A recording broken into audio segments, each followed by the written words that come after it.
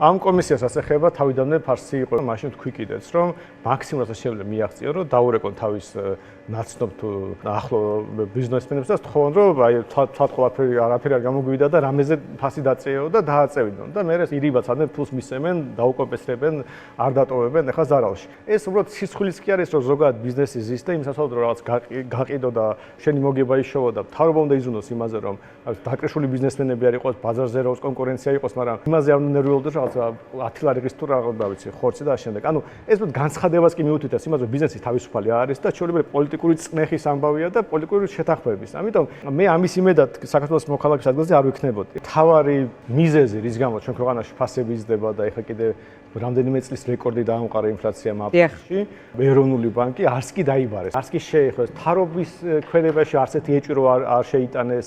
ყველაფერი კარგად რო აღმოჩნდა. ნუ გამოვიდა რომ უბრალოდ დეპუტატებმა დახარჯეს დრო და რაღაცა კურსები გაიმაღლეს კვალიფიკაციის ამაღლების, ბიზნესმენებს მოусმინეს და რაღაც უცნაური დოკუმენტი გააკეთეს. და ისეთი თემა აირჩიეს, სადაც მოტყუება უბრალოდ რთულია.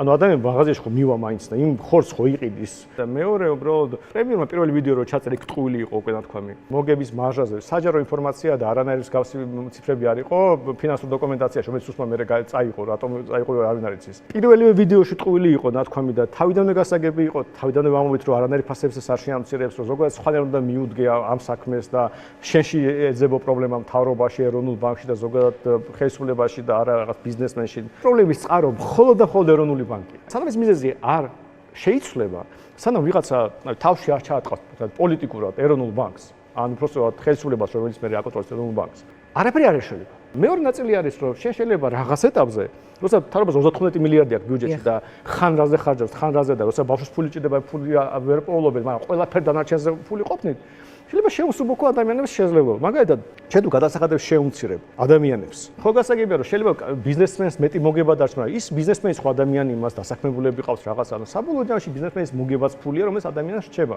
ამიტომ შენ თუ ამ ფულს ხალხს უტოვებ, იმ ხალხს უფრო უმარტებდება ამ არსებულ ვითარებაში რაღაც ბიზნეს ყიდვა იქნება თუ პროდუქტების. ამიტომ გადასახადების შემცირება ყოველთვის გამოსავალია. ანუ ეროვნული ბანკი არის სათავე ამ პრობლემის, იმიტომ რომ ფული არ დაბეჭდოს.